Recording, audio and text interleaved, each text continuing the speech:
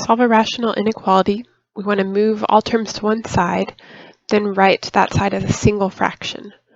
Then we're going to set the numerator and the denominator equal to 0 and solve, and we'll plot those solutions on a number line. And then similar to with quadratic and polynomial inequalities, we test a point in each interval to determine which intervals work for the inequality. So for this first example, solve and graph the rational inequality x minus 2 over x minus 5 less than 0. The first two steps are already completed because we have all terms on one side, we have the number written as one fraction. So now we set the numerator and the denominator equal to 0 and solve. So first set x minus 2 equal to 0. To solve, add 2 to both sides, we get x equals 2 as one of our solutions. And then set x minus 5 equal to 0 and solve. So add 5 to both sides, we get x equals 5. So our two solutions that go on the number line are 2 and 5. We write them in order from left to right. So 2 and 5. Okay, now we want to choose a point in each interval to test into the original rational inequality. So we want to choose a number to the left of 2. So we could choose the number 0 and plug that in for x. So 0 minus 2 over 0 minus 5. We want to know if that's less than 0. That's negative 2 over negative 5, which is 2/5. Positive 2/5, since we have a negative divided by a negative. 2/5 is not less than 0. So this is not part of the solution set to the left of 2. So now we choose a number between 2 and 5. Let's choose the number 3. That would be 3 minus 2 over 3 minus 5. We want to know if that's less than 0. 3 minus 2 is 1 over 3 minus 5 is negative 2, less than 0. That is negative 1/2, which is less than 0. So between 2 and 5, all of those numbers are solutions to the inequality.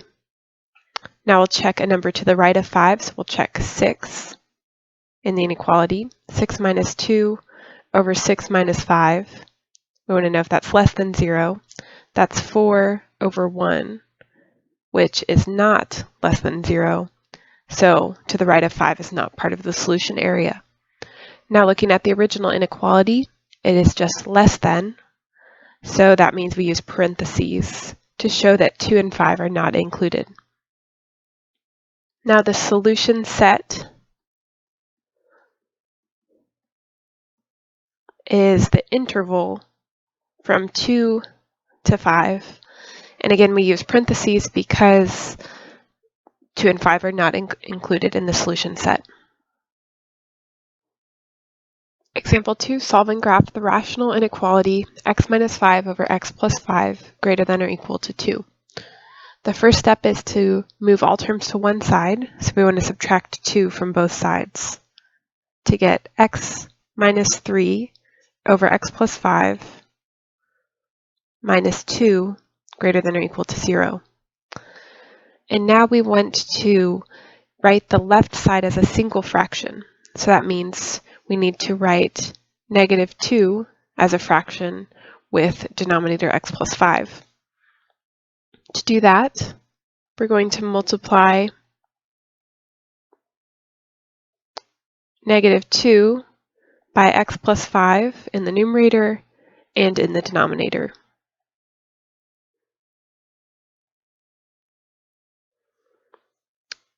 Then we would have x minus 3 plus negative 2 times x plus 5 over x plus 5. We continue to simplify. That would be x minus 3, and then in the numerator we'll distribute the negative 2 to the parentheses to get negative 2x minus 10 over x plus 5 greater than or equal to 0, which is negative x, or negative 1x, minus 13 over x plus 5 greater than or equal to 0. So that's the first two steps. We've moved everything to one side. We've written it as a single fraction. And now we set the denominator and the numerator equal to 0 and solve. That would be negative x minus 13 equals 0. So add 13 to both sides. Negative x equals 13. Divide by negative 1, because negative x is really negative 1x, and we get x equals negative 13. Setting the denominator equal to 0, we get x plus 5 equals 0. Subtract 5 from both sides to get x equals negative 5. Those are our two solutions. We write them in order from least to greatest on the number line. So negative 13 first, and then negative 5. And now we choose a point to test in each interval. So something to the left of negative 13, so negative 14. And we'll test it either in the original, or we can test it in this simplified version. So testing negative 13 or negative 14, we get negative 14 minus 13 over negative 14 plus 5 greater than or equal to 0. That is 14 minus 13 over negative 14 plus 5 is negative 9. This is 1 over negative 9, or negative 1/9, which is not greater than or equal to 0, so this area is not part of the solution set. Now we choose a number between negative 13 and negative 5. We could choose negative 6. So negative 6 minus 13 over negative 6 plus 5. We want to know if that's greater than or equal to 0. Simplifying, we get 6 minus 13 over negative 6 plus 5 is negative 1. So that is negative 7 over negative 1. Negative 7 divided by negative 1 is positive 7, which is greater than or equal to 0. So the region between negative 13 and negative 5 is part of the solution area. Now we choose a number to the right of negative 5. So we could choose any number to the right, but let's choose 0. Negative 0 minus 13 over 0 plus 5, greater than or equal to 0, is negative 13 over positive 5, which is a negative fraction, so it is not greater than or equal to 0, and this is not part of the solution area. So now for the endpoints of the solution area, negative 13 and negative 5, since the inequality is greater than or equal to, we use square brackets to show that those two points are included. So our solution is negative 13, comma, negative 5, the interval with square brackets. Example 3, solve and graph the rational inequality 4 over 2x minus 1 greater than negative 3. We start by moving all terms to the same side, so we move the negative 3 by adding 3 to both sides. That would give 4 over 2x minus 1 plus 3 greater than 0. And now we write this as a single fraction on the left side. That would be 4 over 2x minus 1. We need a denominator of 2x minus 1 with a 3 also. So plus 3 times 2x minus 1 over 2x minus 1.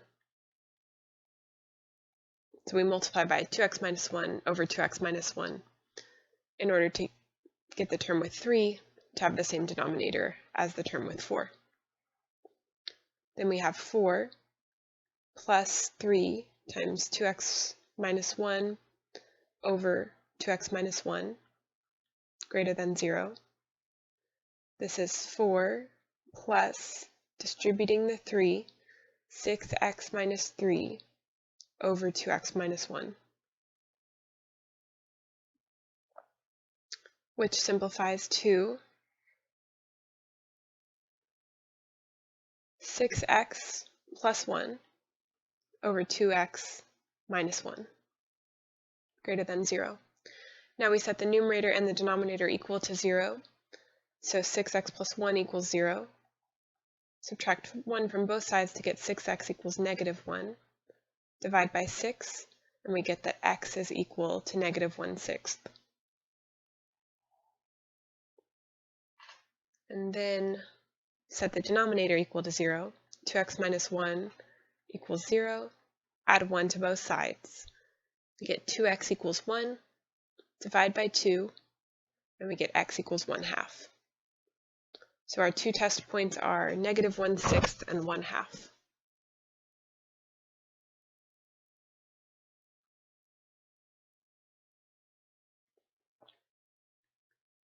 Now we choose a point in each region on the number line to test. So we need any number to the left of negative 1/6 or less than negative 1/6, so we could choose the number negative 1. We could test in the original inequality, but I'll test in this simplified inequality. We get 6 times negative 1 plus 1 over 2 times negative 1 minus 1. We want to know if that's greater than 0. That is negative 6 plus 1 over negative 2 minus 1. We get negative 5 over negative 3. Since that's a negative divided by negative, we have 5/3 greater than 0, which is true, since 5/3 is positive.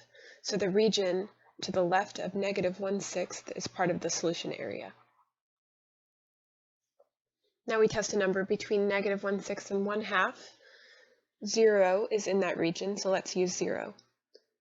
6 times 0 plus 1 over 2 times 0 minus 1 greater than 0. 6 times 0 is 0, plus 1 is 1. 2 times 0 is 0, minus 1 is negative 1. 1 divided by negative 1 is negative 1, which is not greater than 0.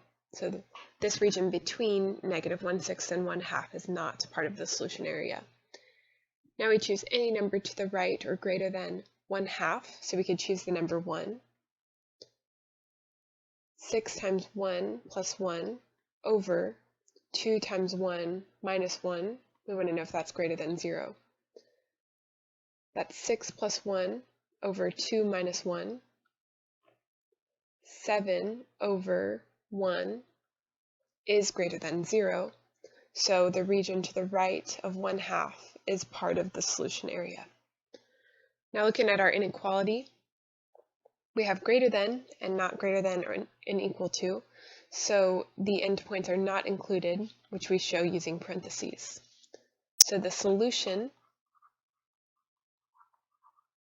is everything to the left of negative 1/6, so the interval negative infinity to negative 1/6, and also, so union, the interval from 1/2